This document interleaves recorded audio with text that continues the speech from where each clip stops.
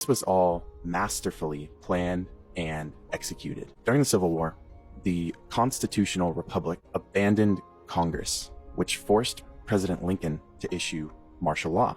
At this time, the Republic was taken over by foreign insurgents who replaced it with the United States of America, Inc., in all caps, in 1871. A corporation that had the same name, the United States. What better way to replace it without anyone noticing that they just got turned into a business and commercialized? Now, this corporation was later purchased by the banking powers behind the Fed in 1912. The Fed was created in 1913. Why did this happen? Well, the US was bankrupt when we sold the United States to foreign banking cartels, if you will. Salvage liens were placed on every asset.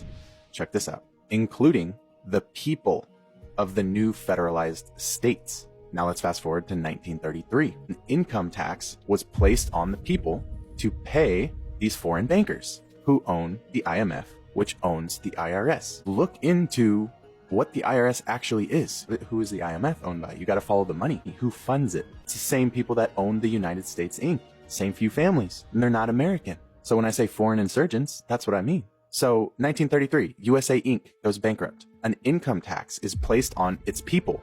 In other words, you and I were turned into property. Look it up. We were turned into cattle, and we were collateralized in order to turn us, humans, flesh and blood, into a means of paying off a massive debt.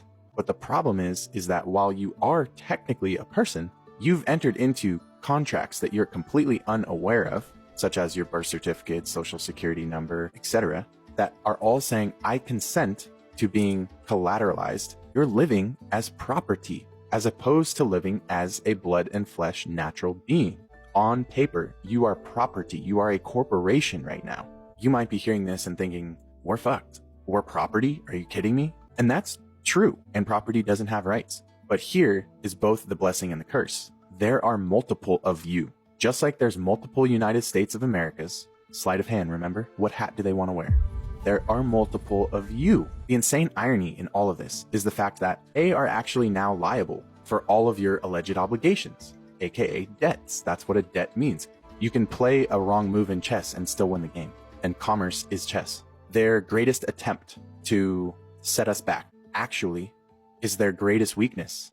How can we owe debt if the United States is liable for all of its property? If we're its property, then it's the United States' burden to pay our debt. And that is exactly what the law says. I'm going to leave you guys with two different codes that I highly recommend you look into. First is going to be the House Joint Resolution Act 192. And when that occurred, the dollar was turned into what is called Federal Reserve debt notes. So if we're being asked to pay debts, but all we are given from the system is debt notes, aka fiat money, to pay back those debts, how can we pay a debt with a debt? I just want you to sit with that. They never gave you lawful money. They never gave you gold. They never gave you silver.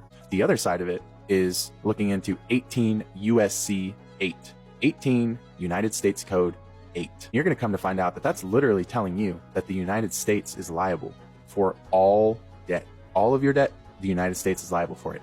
How can you pay a debt with debt notes? Don't let that go over your head. They already got paid. Whoever's coming after you, saying you owe a debt, whatever, they already got paid. Why would you be paying it twice? Common law, a completely different, higher level set of law that comes from God, the Creator, is for a natural blood and flesh man. And yet you have been following legal law your entire life.